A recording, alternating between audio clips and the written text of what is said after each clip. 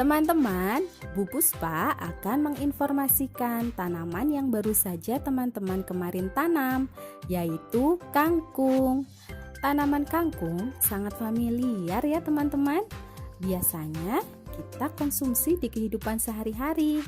Tanaman kangkung merupakan tanaman yang memiliki nama Latin Ipomea aquatic Force. Dan tanaman ini memang banyak dijumpai di kawasan Asia, berasal dari daerah India dan menyebar ke berbagai negara Asia seperti Myanmar, Cina, kemudian ke Afrika, Australia, dan tentunya di Indonesia. Berikut ini adalah morfologi tanaman kangkung. Yang pertama adalah akar. Tanaman kangkung memiliki sistem perakaran tunggang dengan cabang-cabangnya banyak menyebar ke berbagai arah. Akar kangkung sendiri dapat menembus ke dalam tanah hingga 60 sampai 100 cm dan dapat pula melebar secara horizontal hingga mencapai jarak 100 cm, terutama untuk jenis kangkung air. Yang kedua adalah batang. Pada tanaman kangkung, batangnya memiliki bentuk yang bulat dan berlubang, serta banyak sekali mengandung air, sekalipun pada jenis kangkung darat. Sifat dari batang tanaman ini berbuku-buku, dan dari buku-bukunya inilah biasanya keluar akar serabut yang bisa berwarna putih atau coklat tua. Pada batang tanaman kangkung juga memiliki percabangan yang sangat banyak, dan setelah tumbuh lumayan lama, batang tanaman umumnya akan menjalar, terutama pada kangkung air. Sedangkan untuk kangkung darat umumnya tumbuh tegak seperti tanaman darat lainnya. Yang ketiga adalah daun. Umumnya bentuk daun tanaman kangkung adalah meruncing seperti pada jenis kangkung darat, namun ada pula tumpul layaknya kangkung air.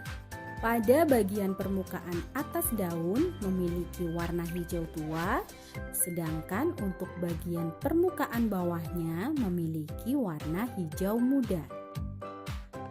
Kangkung air memiliki struktur bentuk daun yang melebar dan berwarna hijau lebih muda bila dibandingkan dengan kangkung darat. Yang keempat, bunga.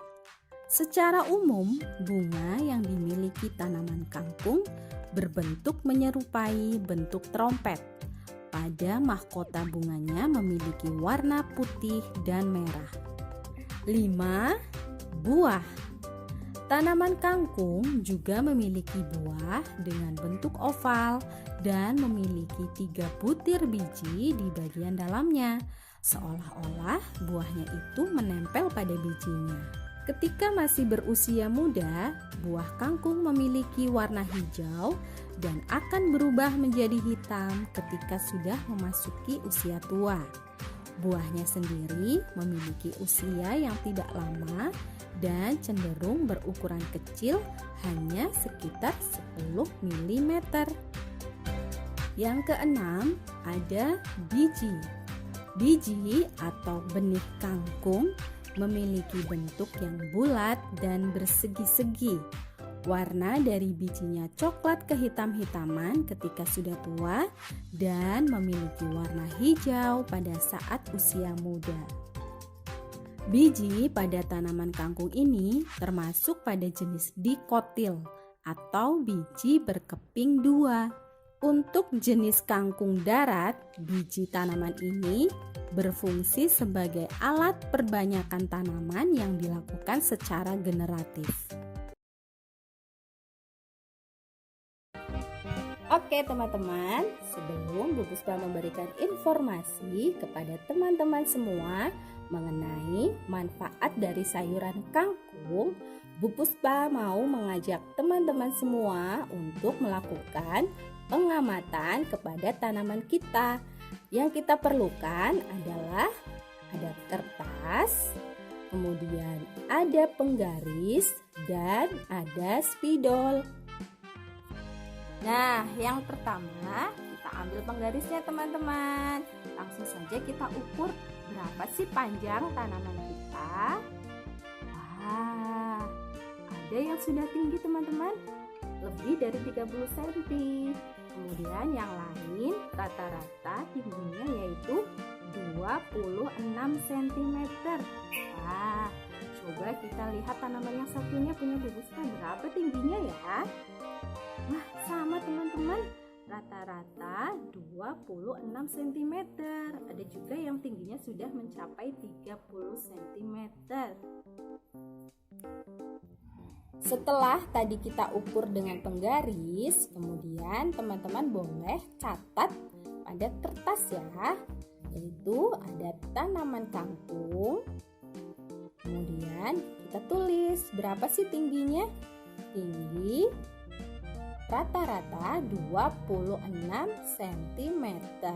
Setelah 4 minggu kita tanam. Teman-teman, berikut ini Bu Puspa akan memberikan informasi mengenai kandungan dan manfaat sayur kangkung. Kangkung bukanlah makanan yang asing di Indonesia.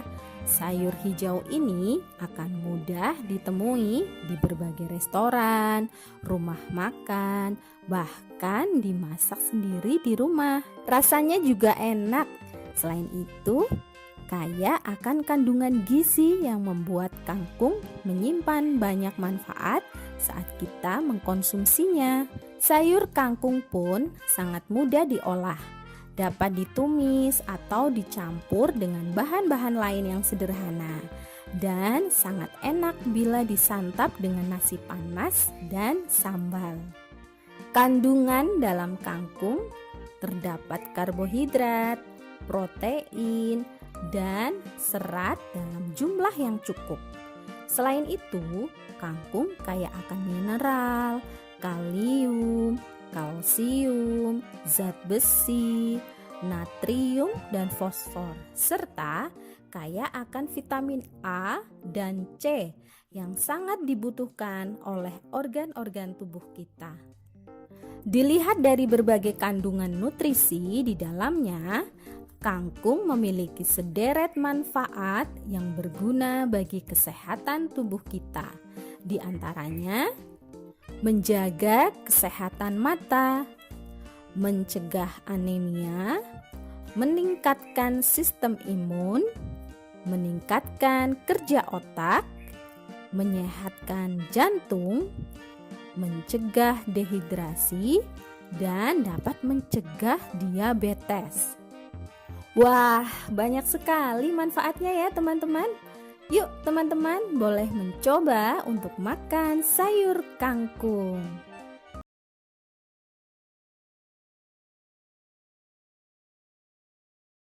Nah, di sini sudah ada alat dan bahan yang digunakan untuk menanam kangkung. Apa saja sih teman-teman? Di sini sudah ada tanah yang sudah dicampur dengan pupuk dan merang. Sudah siap untuk menanam teman-teman. Kemudian ada benih kangkung. Kemudian ada polybag. Ada serokan untuk tanah dan air. Kita mulai saja yuk cara menanamnya. Yang pertama, kita ambil polybagnya. Kita masukkan tanah ya teman-teman ke dalam polybag. Sebelumnya bagian atas kita lipat dulu biar mudah untuk memasukkan tanahnya. Kita masukkan sedikit-sedikit. Teman-teman boleh loh mencobanya.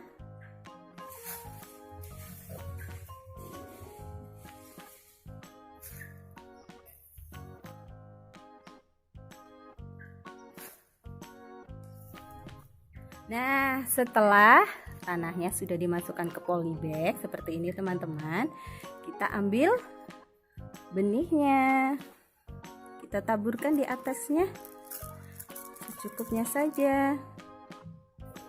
Bismillahirrahmanirrahim.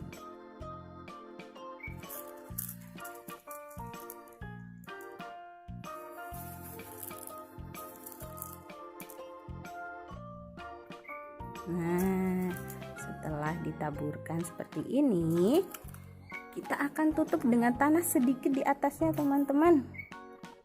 Sedikit saja ya, biar nanti tunasnya mudah untuk tumbuh. Kita taburkan sedikit saja, tidak terlalu banyak. Nah, setelah itu kita ambil air. Bagaimana sih caranya untuk menyiramnya? Kita cipratkan saja teman-teman seperti ini. Tidak terlalu banyak, tidak sampai menggenang airnya. Cipratkan sedikit-sedikit saja.